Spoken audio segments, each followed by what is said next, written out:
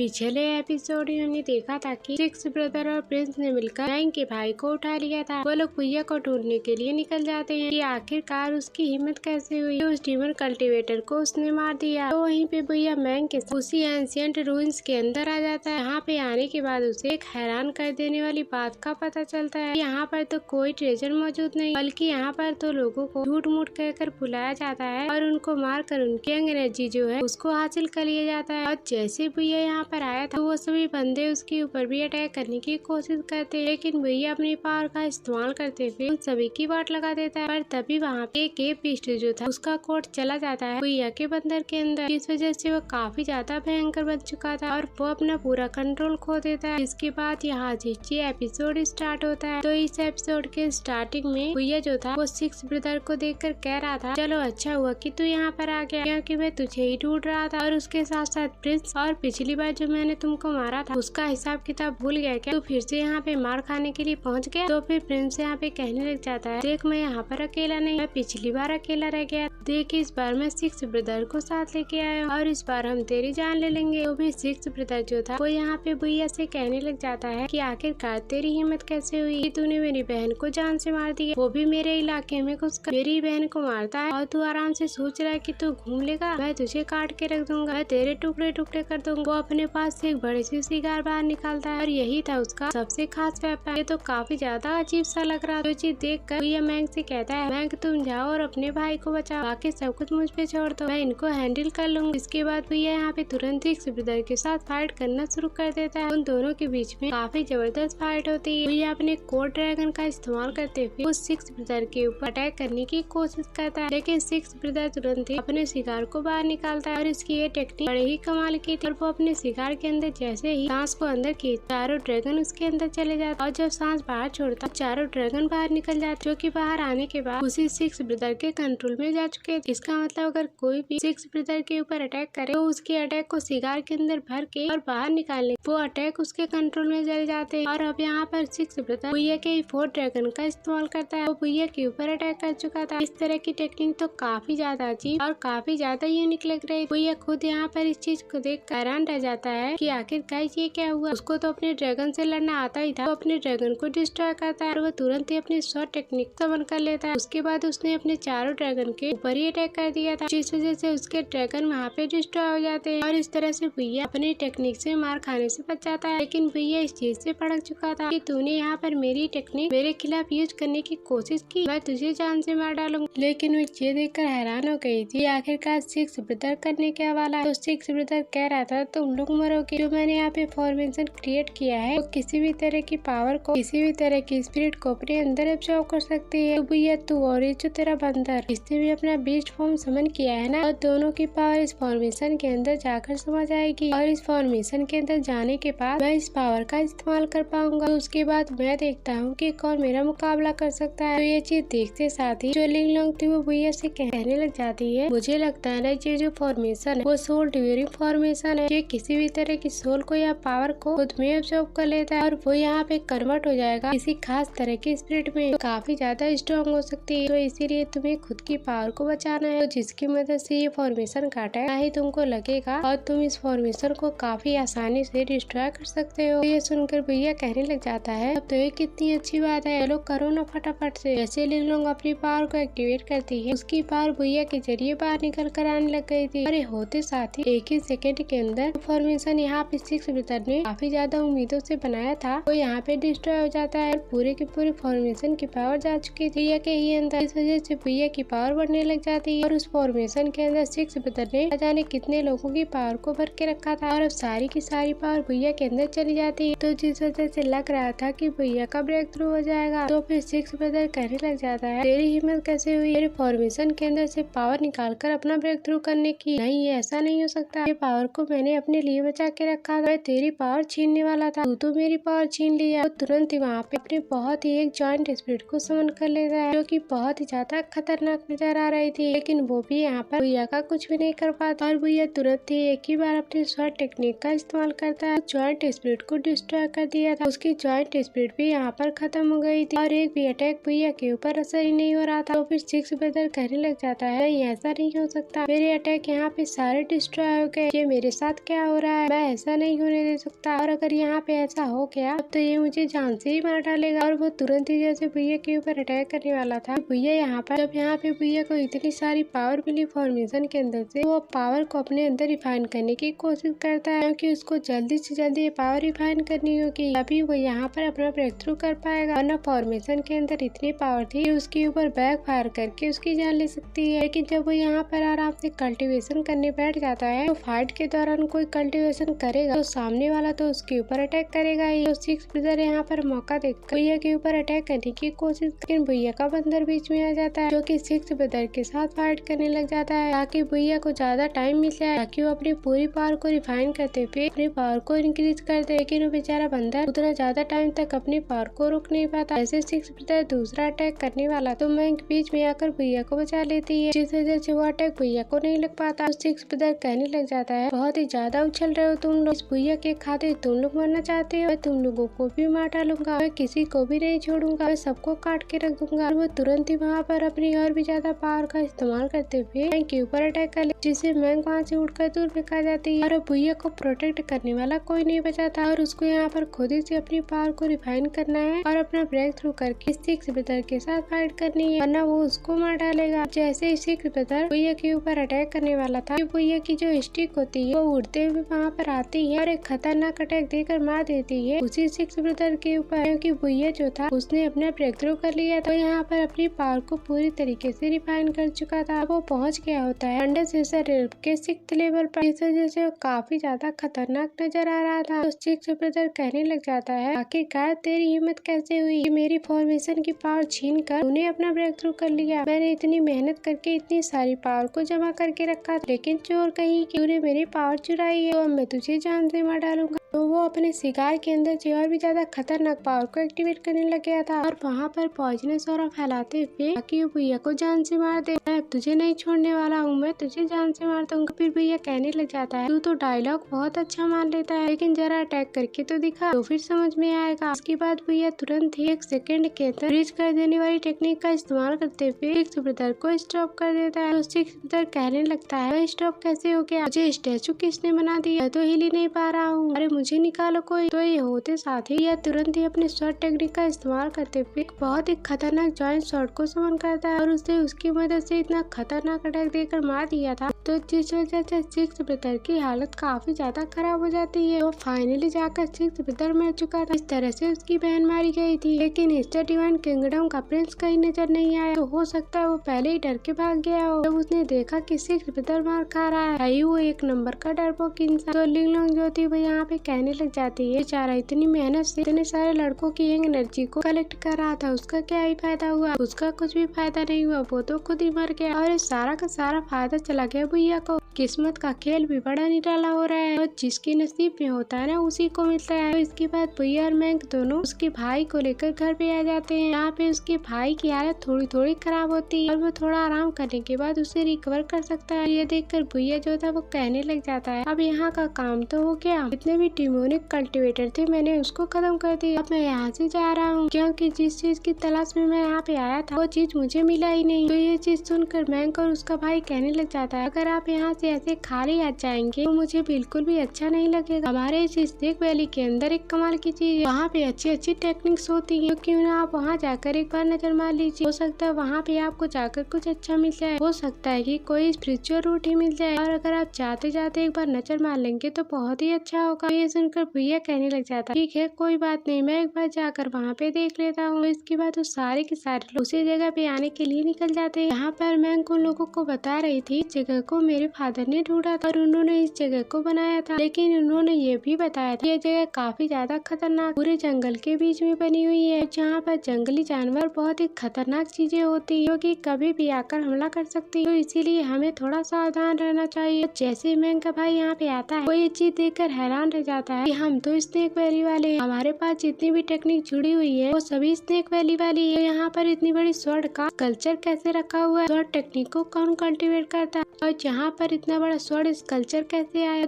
और जैसे वो यहाँ पर स्कल्पचर के पास जाने की कोशिश करता है कि अचानक में इतनी ज्यादा पावर एक्टिवेट होती है, मैंग का भाई उड़कर दूर फेंका जाता है और उसकी हालत काफी ज्यादा खराब हो चुकी। तो किसी को कुछ समझ में ही नहीं आता कि आखिरकार यहाँ पे हो क्या रहा, यहाँ पे स्वर्ण स्कल्पचर क्या है। लेकिन भैया वहाँ पर कुछ सोच समझ पाती, तभी वहाँ पर एक बहुत ही खतरनाक जॉइंट स्नेक आ जाता है और उसने सभी के ऊपर अटैक करने की कोशिश की। लेकिन भैया तुरंत ही अपने स्टिक का इस्तेमाल करते हुए उसको खत्म कर देता है। ये होते साथ ही सभी लोग वहाँ से जाने लग जाते हैं। हमें यहाँ से चलना चाहिए, ये जगह ठीक नहीं है। हमें लगता है कि यहाँ पर कुछ न कुछ तो गड़बड़ है। लेकिन जैसे ये लोग जा रहे थे, वहाँ पर एक क्रिस्टल आकर पहुँच जाता है, जिस क्रिस्टल को हमने पिछले एपिसोड में देखा। इसके अंदर बहुत सारे लोगों की यंग एनर्जी भरी हुई है। 28 लोगों की भरी हुई थी उसके अंदर यंग एनर्जी। वो क्रिस्टल यहाँ पर आकर पहुँच चुका। तो सारे लोग सोच में पड़ गए कि ये तो यंग एनर्जी वाला क्रिस्टल है, ये यहाँ पे क्या कर रहा है, स्नेक वैली में कैसे आ गया। इसको तो स्नेक वैली में पड़े रहना चाहिए था। इसके बाद देखते देखते जो क्रिस्टल था वो वहाँ पे टूट जाता है और उसके अंदर से कुछ अलग ही चीज बाहर निकल जाती है। क्रिस्टल जैसी दिख रही थी, लेकिन काफी ज्यादा मिस्टीरियस थी। फिर भैया से लिंगलोंग कहने लग जाती है, भैया ये तो स्पिरिचुअल रूट है, जिस चीज की तलाश में तुम निकले थे, तुम्हारी तलाश फाइनली अब पूरी होने वाली है। ये जो क्रिस्टल है ना, इसके अंदर स्पिरिचुअल रूट मौजूद है। तुम इसको यहाँ पर रिफाइन करो और अगर तुम स्पिरिचुअल रूट को अच्छे से रिफाइन कर लेते हो ना, तो तुम्हारे पास न सिर्फ स्पिरिचुअल रूट आएगी, बल्कि तुम यहाँ पर अपना लेवल भी ब्रेक थ्रू कर जाओगे। तुम्हारी किस्मत खुल गई, तुम्हारी मेहनत रंग लाई। ये सुनते साथ ही भैया काफी ज्यादा खुश हो चुका। सच में मैं बहुत ही टाइम से इंतजार कर रहा था इसी स्पिरिचुअल रूट के लिए, और फाइनली जाकर मुझे यहाँ पर स्पिरिचुअल रूट मिलने वाली है। मैं इस चीज से बहुत ही ज्यादा खुश। तो फिर भैया तुरंत ही वहाँ पर बैठ उसी क्रिस्टल को रिफाइन करने लग जाता है, ताकि उसकी पावर खुद से जॉब कर सके। और जैसे ही हो रहा था कि भैया के अंदर से ऐसी पावर बाहर निकलती, मानो की पूरी जगह फट जाएगी। और ऐसा लग रहा था कि चारों तरफ भूकंप आ गया और चारों तरफ बिल्कुल तहस नहस होने लगता है। जो होते साथ भैया यहाँ पर अपना एक और लेवल ब्रेक थ्रू कर जाता है और अब वो यहाँ पर पहुँच चुका था अंडर सेजर एम के 7th लेवल। और इतना ही नहीं हुआ था, उसके पास स्पिरिचुअल रूट भी आ चुकी थी। आने का मतलब ये है कि आगे चलकर उसकी कल्टीवेशन बहुत ही ज्यादा इंक्रीज हो जाएगी और वो पावरफुल से पावरफुल लेवल को बड़ी आसानी के साथ ब्रेक थ्रू कर पाएगा। तो जिस वजह से भैया के खुशी का ठिकाना ही नहीं। बैंक और उसका भाई वो लोग यहाँ पे बहुत ही ज्यादा खुश हो जाते। भैया तुम्हें कांग्रेचुलेशन, फाइनली तुमने ये कर दिखाया। तुम्हारा ये सफर खाली नहीं रहा, तुम जिसकी तलाश में यहाँ पर आए, आखिरकार तुम्हें वो चीज मिल गई और हम तुम्हारे लिए काफी ज्यादा खुश है। तो इसके बाद भैया जो था वो अपने शॉर्ट सेक्ट में रिटर्न आ जाता। लेकिन जैसे वो कमरे के अंदर जा रहा था, कमरे के अंदर से उसको कुछ आवाज आती। यहाँ पर दो बंदे थे जो कि सेक्ट के लीडर को बता रहे होते कि हम लोग यहाँ से गए थे सब लोग एक साथ मिलकर, लेकिन मैं अपने जूनियर ब्रदर को बचा नहीं पाया, इसमें मेरी गलती। आप मुझे सजा दे सकते हैं, लेकिन मुझे नहीं पता कि वहाँ पर वो डीमन आ जाएगी और हमारे जूनियर ब्रदर की जान ले लेगी और उसके यंग एनर्जी को अपने अंदर एब्जॉर्ब कर लेगी। हम अपने भाई को नहीं बचा सकते, तो इसके बदले में आप जो सजा देना चाहे हमें दे सकते हैं। ये सुनकर भैया काफी ज्यादा हैरान रह जाती है, आखिरकार ये लोग किसकी बात कर रहे हैं, हमारे सेक्ट से किसकी जान चली गई। लेकिन ये था कौन हमें नहीं बताया जाता।